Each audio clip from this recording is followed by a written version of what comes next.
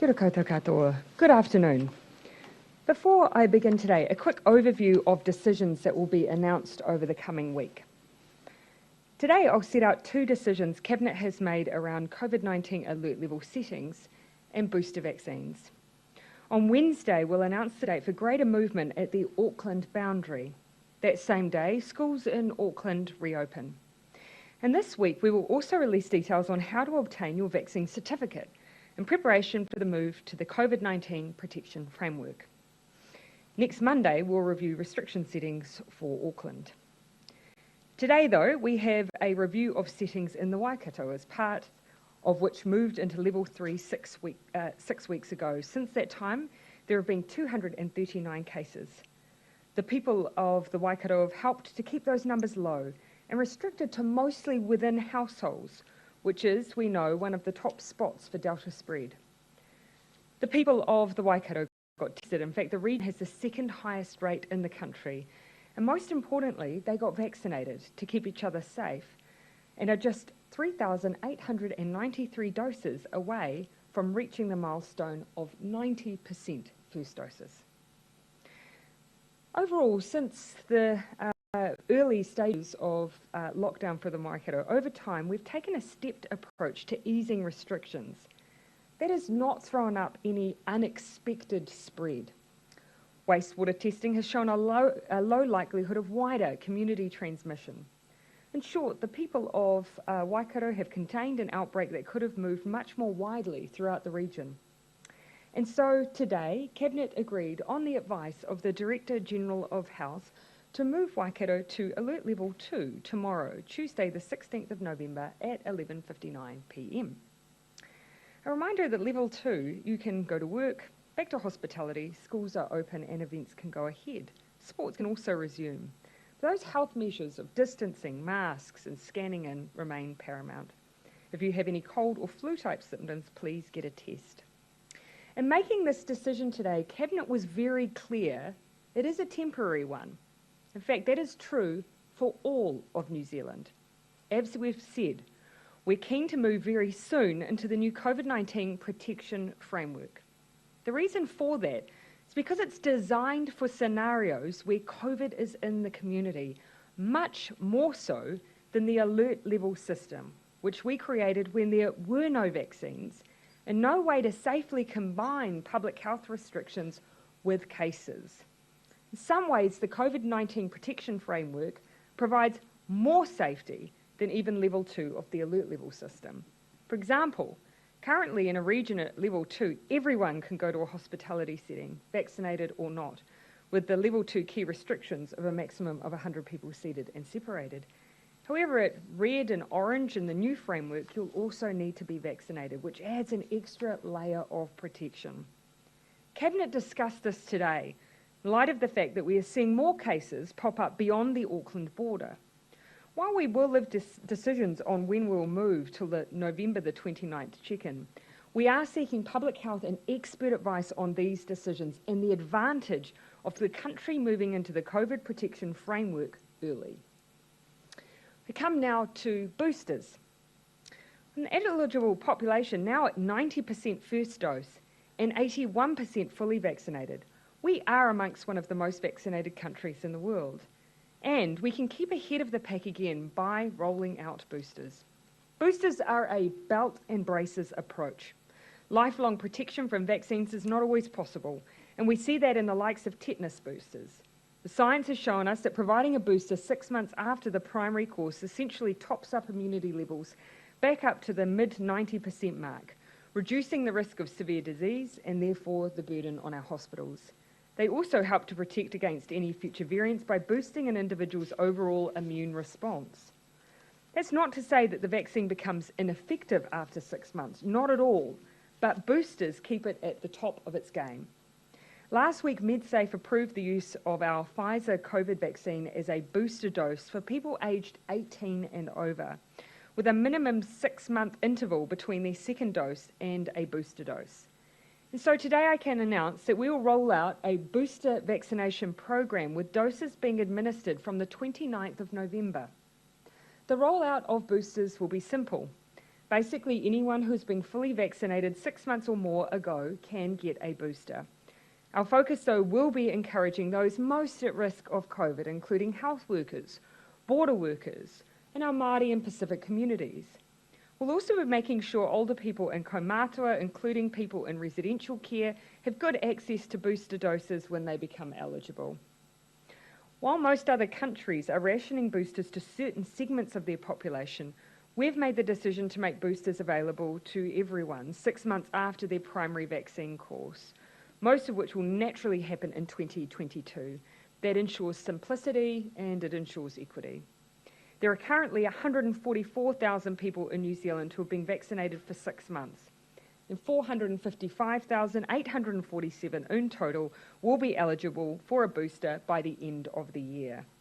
So a reminder, you don't need to rush to get this done. If you're being vaccinated, you're still really well protected from infection and from being seriously ill if you get COVID.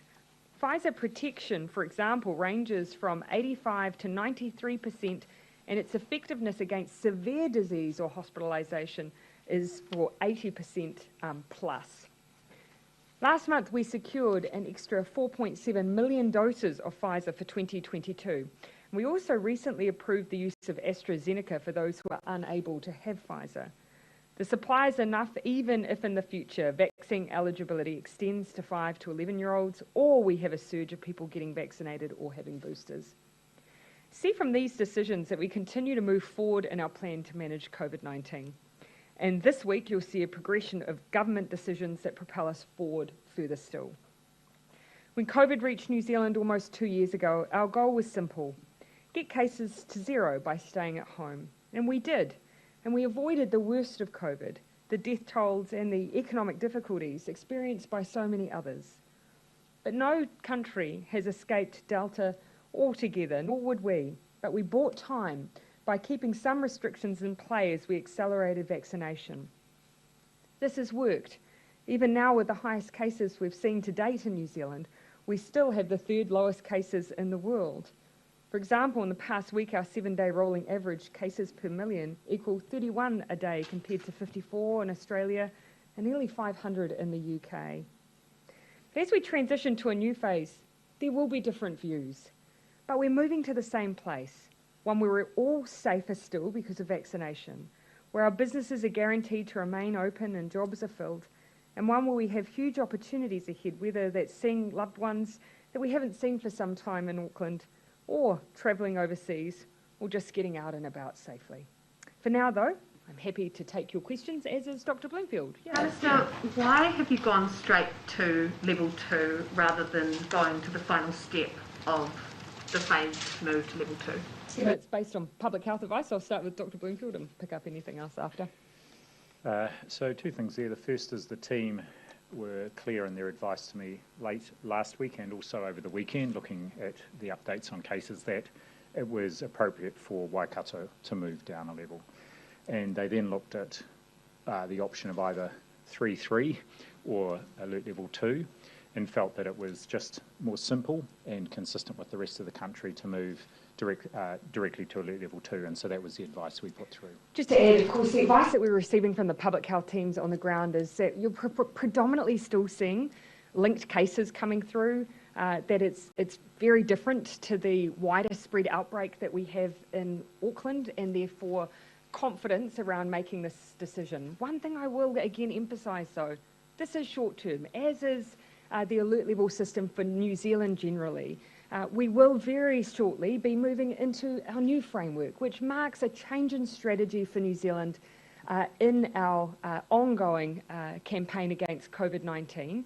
A new framework, which means greater certainty for business, but actually in many ways, greater protection for New Zealanders. On that framework, are you going to stick to the criteria that you outlined when you announced the traffic light? So yeah, picking up the questions from both of you. So what you will have heard me indicate today is that there is a strong view coming through from the Ministry of Health that we should consider moving to the protection framework earlier, because it provides greater protection for New Zealanders than we even see with the current alert level system. So that's something we're now going out to our experts on to seek their views Keeping in mind, we set that high vaccination rate target and that has served us well.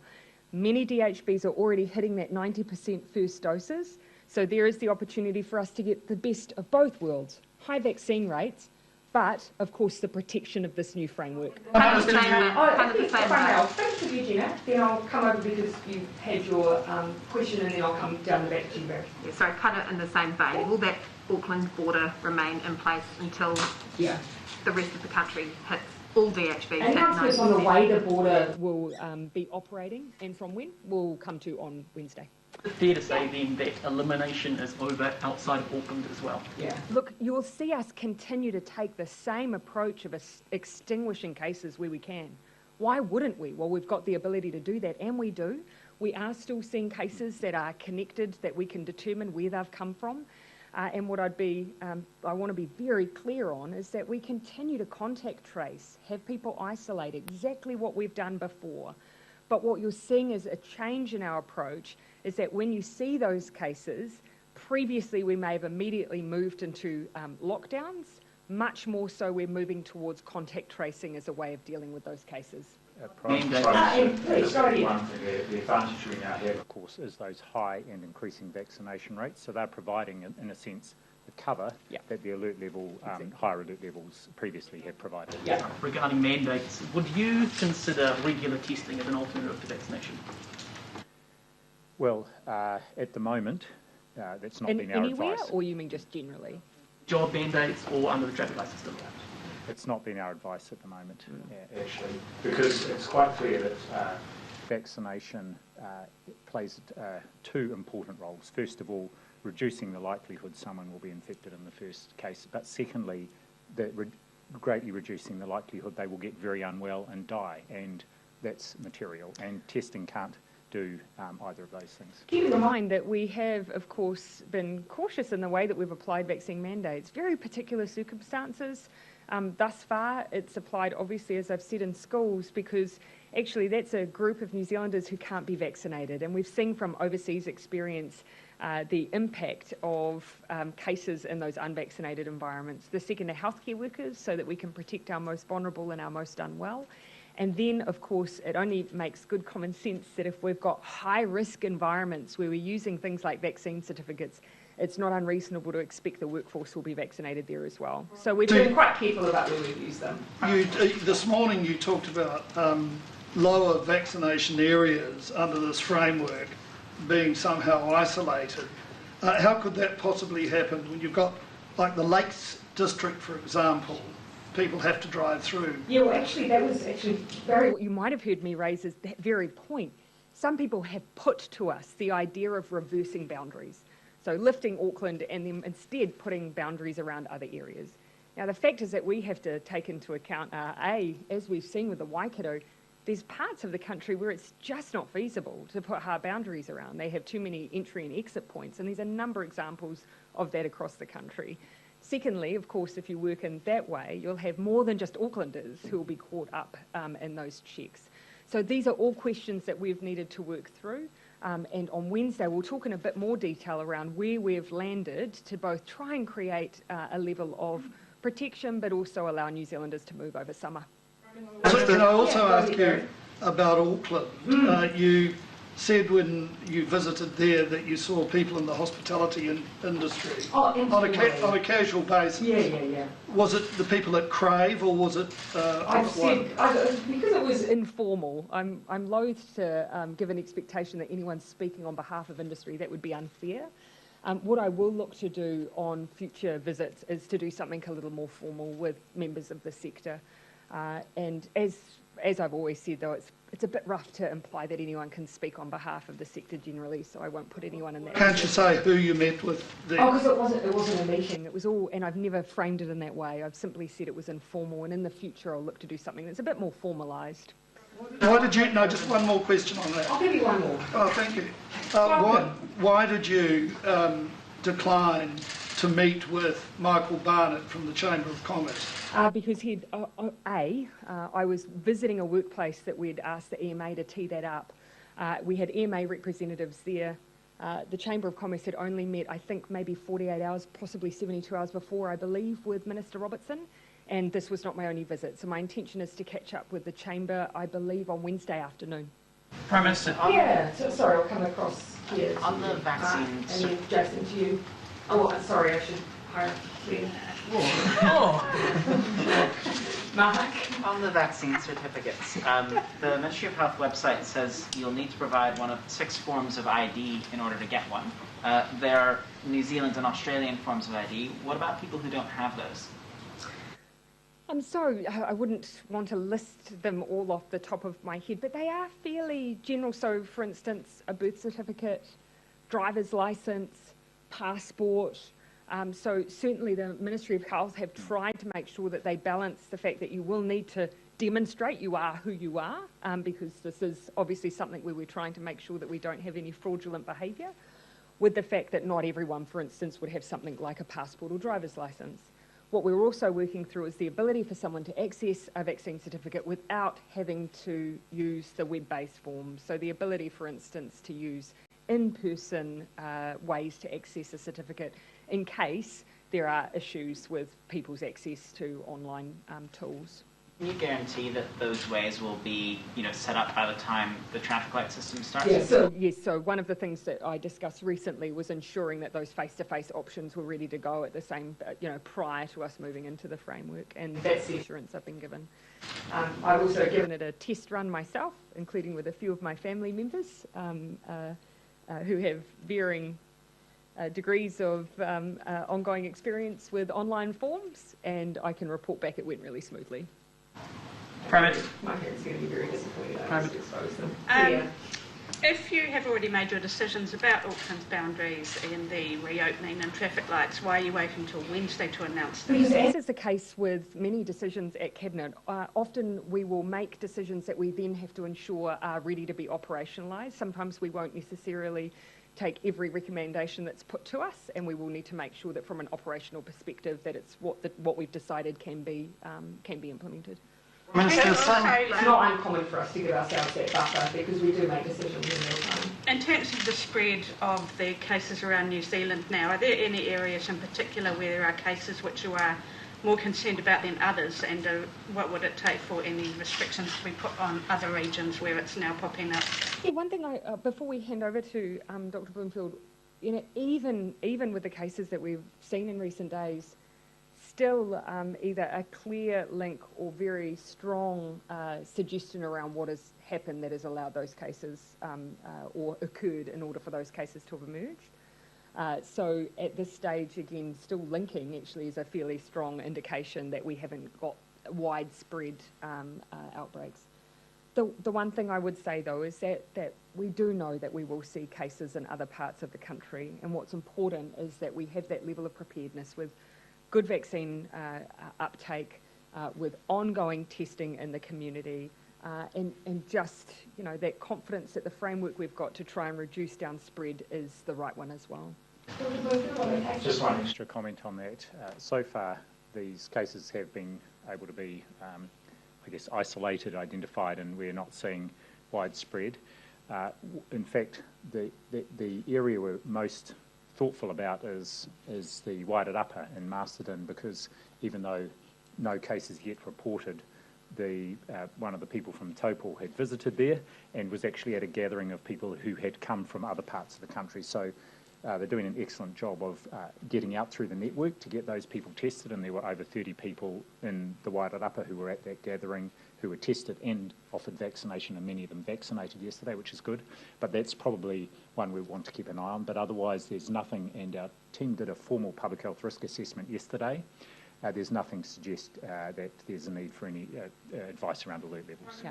I'll just come in back to Jason. Already said that you've got a strong view from the Ministry of Health to move to that traffic light early, but that you're seeking advice. Yeah. Who are you speaking to in terms of leaders or experts or groups, and what are you kind of basing that advice on? Is it just vax rates or modelling? Yeah. So I strongly agree with the view of the Director General and the Ministry of Health that the new COVID protection framework is actually better suited for the future that New Zealand's moving into. It is designed to give greater protections in a vaccinated environment than we actually have with the current framework. So that is part of our future. We have said that we want high vaccination rates to move into it. So what we're doing is essentially just talking to some of those individuals who have helped informed our response thus far around some of our plans to move into that, perhaps sooner than some of those targets might have suggested. You kind of reassurance around, are you speaking to Māori leaders in this instance? Yes, so as part of, you'll know that even in designing the COVID protection framework, we had those conversations and setting some of the targets also. And so yes, I expect that will be part of the conversations that we continue to have. Colleague, just on Kiwi Rail, what do you know about the concerns around the culture at Kiwi Rail? So I've seen some of the reporting. I haven't officially been briefed. Of course, I would expect that Kiwi Rail would deal with any concerns around any employment matters in an appropriate way, and that should be managed at an operational level, including by the board. We're told the government has been made aware of concerns about CEO Greg Miller on multiple occasions. What steps has the government taken in response to those concerns? Again, the most appropriate place for issues of this nature to be dealt with would be within the workplace and by the management team there, including by the board. Concern you at all? I have an expectation, whether or not it's the private sector or a Crown entity, that our workplaces be a place where if the concerns exist, they're able to be addressed in an appropriate way. That is my expectation across the board. Can I just ask you one question about? I'll just go, if I may, Barry. Well, I've got to go. I just want to ask you. I've bounced Jason twice. It's all right, you can do it a third time. Go ahead. Jason's been very generous. Thank you. The new system, of course, it does create two types of New Zealand citizens, the vaccinated and the unvaccinated. Are you happy with that? Well, I wouldn't define it in that way. Well, actually, what I said, that there are things that vaccinated individuals, yes, will be able to do, and in some environments that unvaccinated people, in order in a situation where we do have COVID in the community, may not be able to engage with. But actually, New Zealand's not alone in having set up a framework like this, because the alternative is that we actually have more restrictions for everyone. And actually, when we have vaccines available to us, why wouldn't we use them as a way to keep everyone safe? Just on this, Jason, I don't know if I should reward you. No, you should. Questions to others. So I'm going to come to Henry, and then you can wait for a while. Thanks, buddy. Oh, for goodness sake. Jason. Just on the timing of this movement into the new traffic light system, you'd given a strong indication that you were looking to do that on the 29th. The only cabinet meeting... We've always already been making decisions on the 29th, that's not new. Well, yeah, no, but the indication today that you might go early, is that an indication that decisions could be made next on cabinet on the 22nd? Just to be clear, early for the rest of the country would be around the 90% mark. So those decisions would be made on the 29th, not the 22nd. Correct. Yeah. Prime Minister, Happy to clarify. Henry. if you have advice telling you that this, that the traffic light system works better than the electrical system, why not put Auckland into it now? Auckland is clearly very keen to get there. Yeah, well look.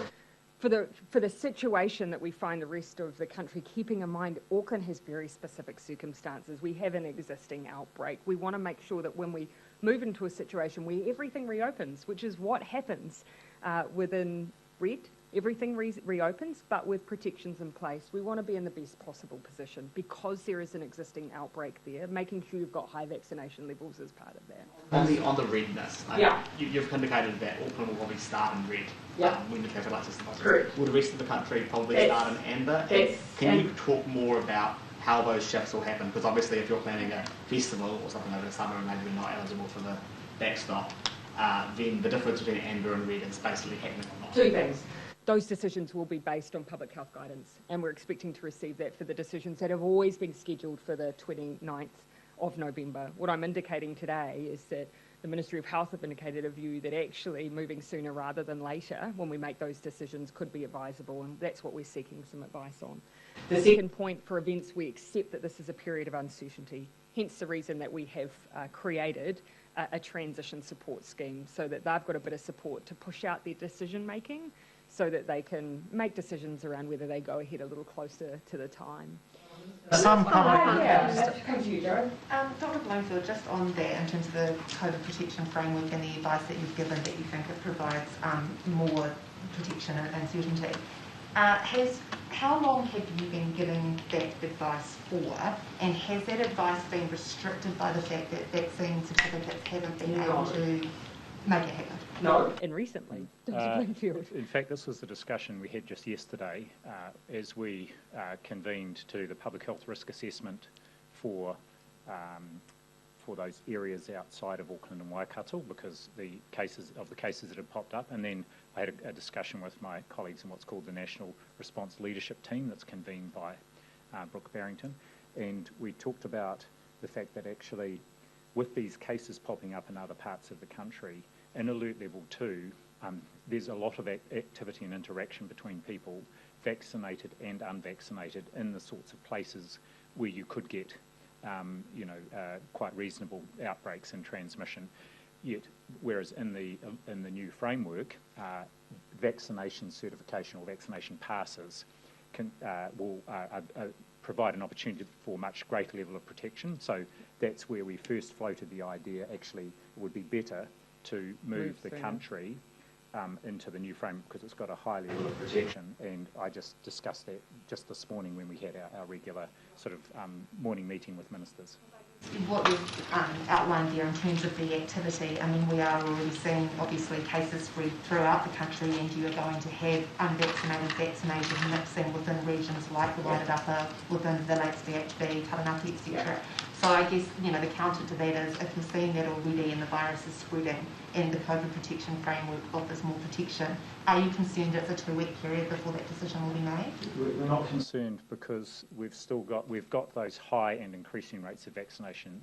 Second, our teams are geared up around contact tracing, testing and so on. But third, and you've pointed this out, the new framework does require, amongst other things, vaccination passes really to enable it. And that work is on track, it's being expedited, and people will see even this week that the opportunity to get one's actual pass will open up, and then the only other bit that needs is the other part of it, which is actually enabling premises to be able to read those certificates is just about in place as well. So it's putting it into operation. Joe, if I may come back though, I mean, keeping in mind level 2 still is limiting the number of people who can be in retail spaces, limiting the number of people who can be in public hospitality spaces, making sure they're seated and separated. So there are a number of public health measures. The indication we've had is going forward though, this framework offers something new again.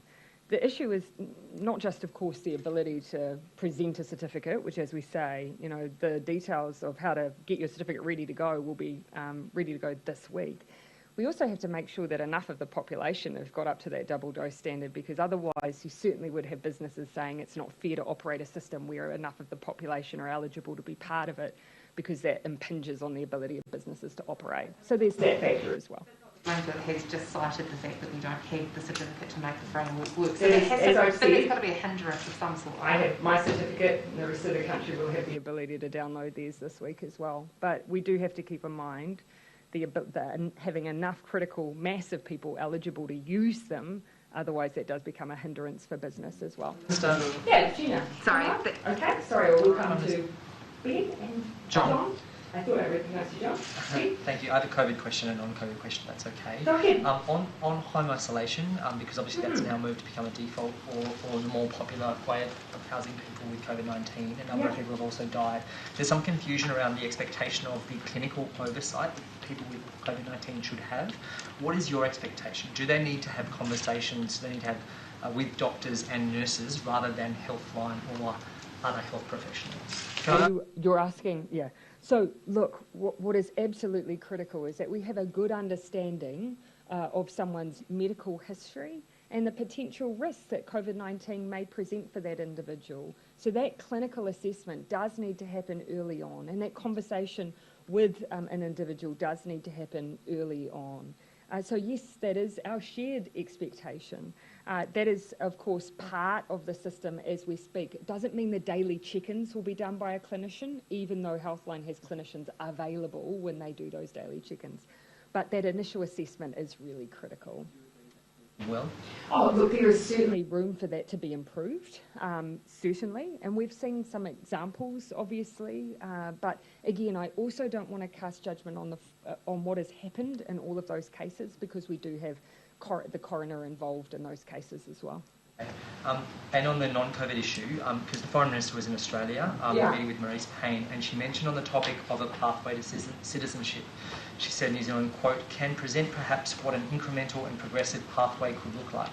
Can you be clearer about what she meant by that? Sorry, did you repeat that again? She said on the topic So did you say this was Minister Payne? Sorry, no, apologies, it's Nanai. Okay, sorry, carry on. Speaking about a pathway there, said, quote, can present perhaps what an incremental and progressive pathway could look like. So what is that proposal you're putting to Australia? What we've always said, that we're concerned that New Zealanders who relocate to Australia have had difficulty on their pathway to citizenship in the past. A new proposal or anything, it's just our ongoing call for New Zealanders and their contribution to Australia to be recognised. Okay, sorry, John. Prime Minister, some public service employees, including a number of Oranga Tamariki staff, are supposed to get their first jab by today. And if they refuse, I've spoken to the agency today, they can be redeployed. If they can't be redeployed... So John, I'm not sure I can speak to this because I'm not sure this is not included in our mandates. Oranga Tamariki's response to us today that several staff members, several types of staff members are required to be vaccinated for their role from today. Those who have chosen not to be vaccinated will be asked to leave. So I think Dr. Bloomfield, I imagine that they've caught up with some of the other orders. So those, they've been told if they refuse to be vaccinated, they'll meet with their manager to discuss the next steps. They'll then either be redeployed or put on paid special leave for up to a month. So I'm just wondering how much money taxpayers should be prepared to fork out. Let's just clarify the scope of who that applies to, because we don't have a general mandate across all of Oranga Tamariki. Yes, it would apply to, and there are people in my organisation as well, because on the health side, it captures people who might interact with, on a reasonably regular basis, people who are providing care to others. And you can imagine in Oranga Tamariki, they will have social workers who maybe not just interacting with, but maybe in clinical settings. And likewise, I have a number of my people in the Ministry of Health who are often out in the sector and in the system and in clinical settings, so they are captured by the order. And Oranga Tamariki, like other public agencies, and many of these were already captured under the border worker testing, there is a process they will go through to have a conversation, redeployment, and if there's no opportunity for redeployment, then there'll be another process. I don't imagine... Just fork out for paid special leave for up to a month. Look, my view is that this would not actually be widespread. So before I give any commentary on whether or not indeed it is affecting the taxpayer, I'd like to go away and see the size of the issue. What we found through our mandate experience is that actually, by and large, once mandates are in place and an employee and an employer works it through with an employee, for the most part, many individuals are either successfully redeployed or make a choice to be vaccinated. Just on that, the mandates coming into force for the health and education sectors from tomorrow, can you give us a picture or rundown of, I guess, how many staff may not be turning up to work tomorrow and how the sectors are maybe preparing to cope with those people who Perhaps I could very briefly speak to education, and perhaps Dr. Bloomfield could speak to health. As far as the Ministry of Education is aware, no schools have been unable to open for learning as a result of the vaccination mandate. There are currently only, we're advised, 11 schools of the 2,500 that are indicating that they have a high risk of staffing issues. So that's affecting about 0.2% of students at the moment. The Ministry of Education is working closely with schools who fall into that category to support them. We've received overall 4 exemption applications, and these are currently being assessed by the Ministry and Minister. Where those schools are they all small, kind of regional? Unfortunately, I can't. I'm sure that on making those decisions, that the Minister could speak in a little more detail on that. Do you have, any idea? And there's been a few transport services that are being disrupted, but I think that we've got that number, sorry, just for completeness, we've got that number down quite low. I think it was 19 this morning. I think it might be lower still that are disrupted, and that's of a number of bus routes, as you can imagine. So on the health side, we've been working very closely with district health boards and other providers during last week to identify any particular issues. As of 5 o'clock yesterday, we had 68 applications for exemptions under the significant service disruption category, and just one of those as of yesterday, but I've just approved another one, which related to a large provider, has been given a short extension because their exemption covered a number of people, and they just provided the information for the group, but that information needs to be provided for each individual. So it's the only one that's been approved, and I've just signed off a number of others that haven't been approved. And then around 50 exemptions under the medical exemption, which is not just workforce related but broader, and I don't have an update on the number that have been approved, but they'll be coming through to me, the ones that have been recommended. I should say it will be a very small number of those that genuinely qualify for a medical exemption from being vaccinated, but that's more broad for both, well, some it's for employment, but for others it's for exemption from having to have their certification. On Whangarei Hospital, there's Whangarei Hospital has raw sewage running down the inside of the walls in the medical wing. Are our hospitals too run down to cope with COVID-19? Well, it's certainly the case that we have, rightly so, invested billions into our health infrastructure, not only with rebuild programs, but with remedial programs. I remember when we first came into office, of course, you'll remember at Middlemore, we had significant issues there. So certainly we've put in the spend required to do that remedial work, because we know that there has been underinvestment in our hospitals over a long period of time. I can't speak to the specifics of Whangarei, but was it Whangarei that you were speaking to? Yeah. Or perhaps Dr. Bloomfield is familiar with some of the specifics there, but I know, of course, that we've been working with the team up there around their ongoing provision of healthcare and an expansion of their healthcare services. Concern you that there's raw sewage? Of course. We had that, for instance, when we first came in and Middlemore was an issue, as you recall, and we worked very quickly to fix those issues. And likewise, we'd look to do the same anywhere that experience. That's just not acceptable. Well, just that there's no doubt that the Whangarei Hospital needs some remedial work, and that's underway for this particular problem they've got there, which is a concern. It's not compromising patient care.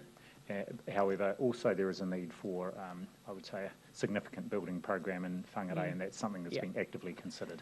Exactly. When will bookings... sorry, I did tell you to require, and then I'll come back over to you, Ronan. Beyond the 120 million, what other resources, help is going to isolated communities to prepare themselves for when the traffic lights turn on and people start arriving? Keeping in mind that actually, as we've said, that system provides greater protection by its very nature. You know, if you think about it, it's actually a version of Alert Level 2, except with vaccine certificates added in over the top. So it does have more protective factors than what we have right now.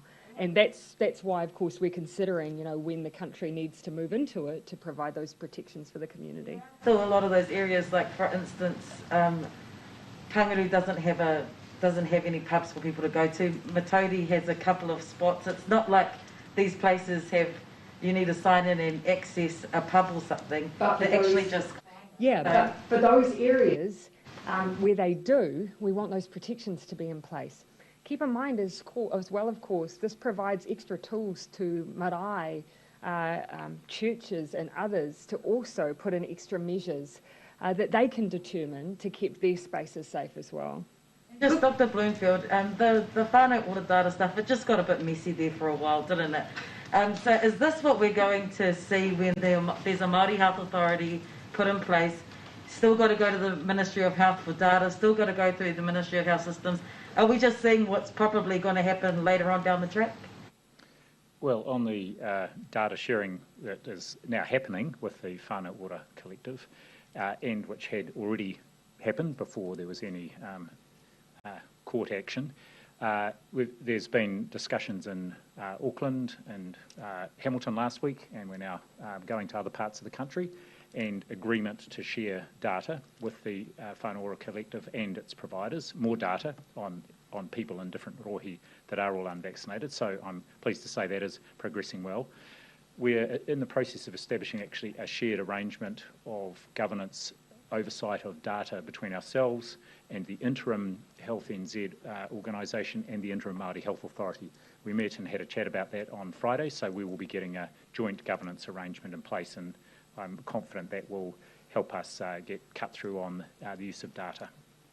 When will bookings open for booster shots, Prime Minister?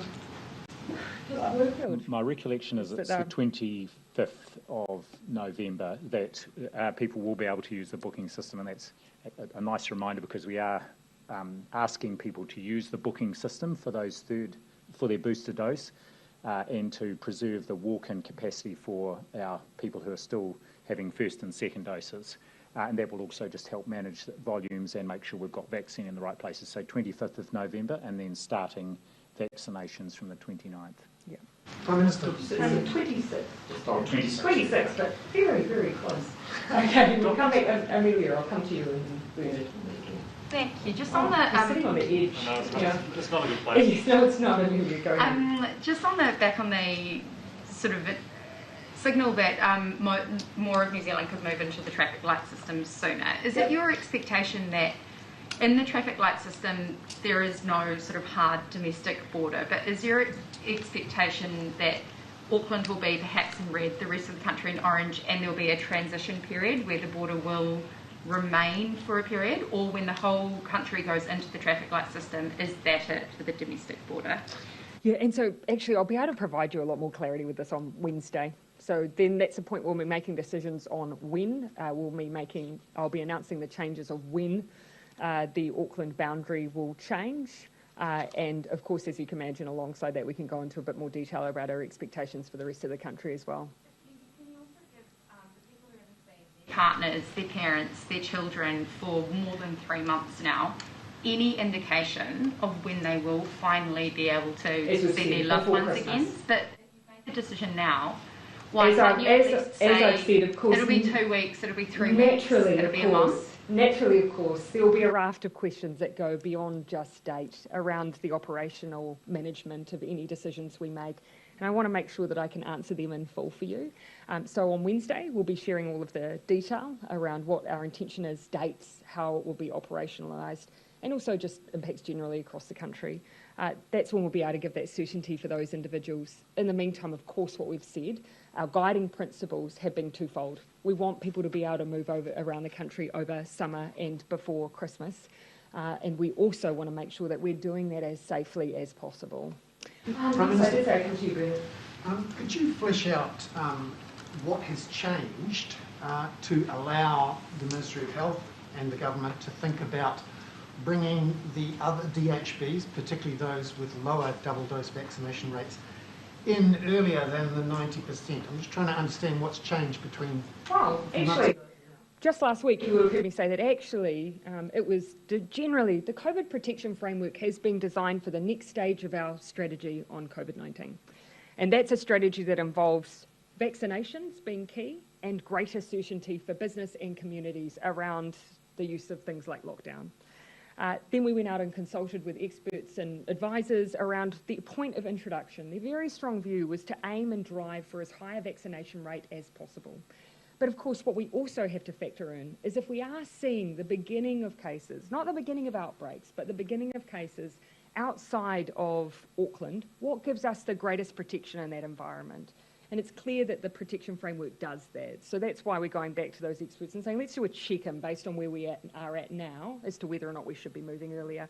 But Bernard, to be fair, it's always been designed to be for this moment in time. It's just a question of when you move into it. Dan, what's changed between when you set the framework up and you had the model? I feel like I had a pretty good outline of what has changed in the intervening period. Yeah. Thank you. Just a few quick ones. Can we expect any more locations of interest from the Wairarapa case? And looking for an ethnic breakdown of today's cases if possible. And just lastly, if you could, just a bit more on the health workforce vaccine mandates. Have those led to any sort of disruptions in any hospitals or surgeries or anything like that?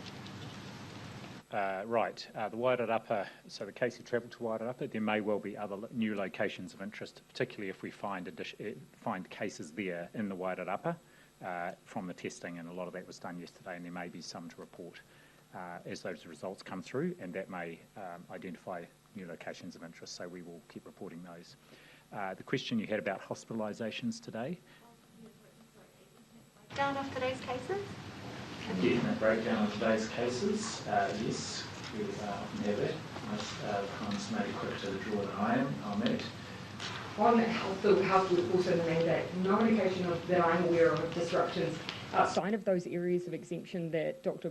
Bloomfield has already outlined. And as I say, I think even of last Friday we had 95% coverage, and I expect it to be even higher now. So no, I don't believe we've been informed of issues of disruption. We're keeping obviously close to the sector, but no specific issues yet. So just the breakdown of the cases in the 24 hours to 9 o'clock this morning, that was 58% Māori, around 25% Pacific, just under 2% Asian, and 14% European or other. And Dr. Bloomfield, hospitalizations might also be a useful breakdown as well. Actually, I don't know if we routinely have. I'll have to find that. Today. It's on the second page, I believe.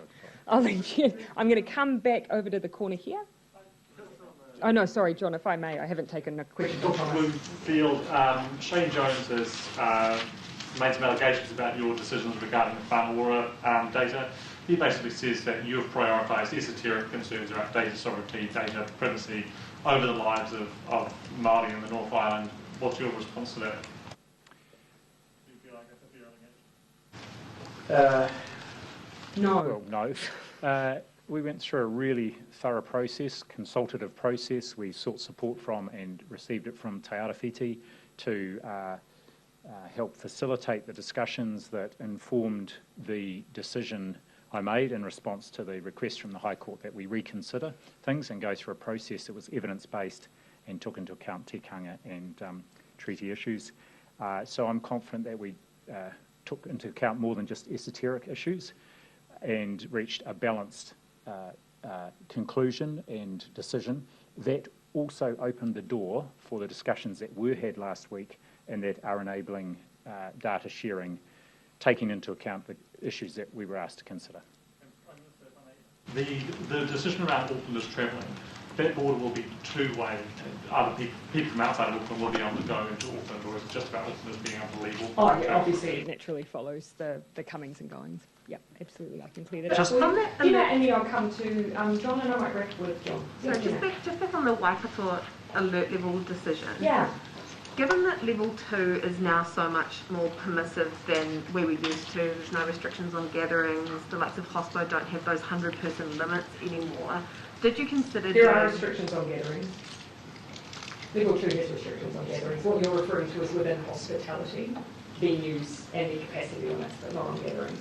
Right, so did you consider the Delta 2 that we experienced, or moving back to original Alpha 2 for the Waikato, just to put a little bit more protection around them? Well, actually, the judgment call was the same. It was based on the strong view of our public health team on the ground was that we had the ability to safely move into this alert level change. And that was because we are still seeing those cases linked. It's within groups that are not unexpected. We still have and are still managing to contain that outbreak. And so the advice from on the ground and from the Director General was a comfort in moving to level 2. But again, what I would just highlight is that actually we're very close to moving into our new system because we have a new strategy for managing COVID. It uses vaccines at the centre of what we do to keep everyone safe. Obviously means that the Waikato border has dropped as well. Of course, the border was never a hard border, but we of course did have movement restrictions. But it was never a hard border. It was just advice around movements around the country. How much did spread outside of the Waikato, even though you're managing to keep it under control within groups and traceable at the moment, when you open up to level 2, how much consideration was given to the fact that it might spread? All part of the decision making and all part of the advice that we received. Yeah. Can I just get clarity on just something? on the mic. Oh, sorry, Clary. Sure. Sorry, and then I'll finish the tikanga that you worked through, whose tikanga was it, and who were you consulting or working with to work through that tikanga? Yes, so that's why we requested and got assistance from Te Arawhiti, was to convene discussions with Māori health providers, iwi representatives and the other Māori groups to actually seek views. And so there were 2 hui convened. That was the week that we were being asked to reconsider the decision to actually work through exactly these issues. And so we were pleased to get the support from Te Arawhiti to ensure that that process was a robust and appropriate one. Just to keep in mind, in this discussion, it sometimes runs the risk of not including the fact that this data, in many cases, has been shared directly with Māori providers in the relevant regions. The question has been whether or not that data should also be provided to another agency for all of the North Island. So Trying it just to avoid sometimes sounds as if no treaty data has been shared, which wouldn't be accurate. Was the move more to avoid having a claim put in the future or something? Ultimately, we've left it to the Ministry of Health to work through the competing views that have existed between different providers here. But I would be loath for there to be a suggestion for a moment that information to enable the vaccine program hasn't been shared. It has. The question has been how widely and to whom. Quick clarification of that. I think we've probably finished with clarifications. I'll come to you, Just John. wondering about the My COVID Record website. How important will that be in weeks and months ahead? And also a technical issue relating to that. Sure. A member of the public who's trying to sign up right now to My COVID Record says that only Australia and New Zealand ID identification documents are being accepted. We've got about 27% of the population foreign born, including refugees, permanent residents, others who don't have access to New Zealand or Australian ID documents. Can you fix that to accept ID documents when people are trying to sign up? And also just how important will the website? The reason for that will be, of course, our system is set up to be able to verify, so you can enter in that document detail. That enables them behind the scenes a verification process to be able to demonstrate you are who you are. And so, of course, our inability to dock into another country's driver's licensing system or birth certification system makes that a little bit more difficult. But of course, we will need to make sure that there are provision for individuals who don't have those documents to be able to access their vaccine certificate. And passports and birth certificates, but not from any other foreign country. Yeah, and of course that'll be because of our ability again to verify someone's details. But as I've said, we of course know that we need to make sure that it's accessible for everyone who's needing to use that on a long-term basis. Sorry, did you have a second question? I think was a... How important do you think that, well, the first question is how important do you think that website will be? Yeah, it will be important, and we want to give people plenty of time to be able to register. You can already go onto the website as a first step to set up your health record, and then that makes that second step of getting a certificate much easier. So you will have seen actually a number of people have already started doing that. Yeah. All right. Unless you've got something finally to add, Dr. Bloomfield? Two things, if I may. Hopefully we can add more functionality to it in the future, including people being able to demonstrate their testing results as well. Yep. So that will be a further step. And the other thing was just I was asked about the breakdown of the current cases in hospital. Ethnicity breakdown is 36 Māori, 26 Pacific people, 24 non-Māori, non-Pacific, and 1 the ethnicity is not defined. Okay, look, thank you everyone. Excuse me, I had a cool time everyone. Thanks everyone. Dr. Blanford, do you have...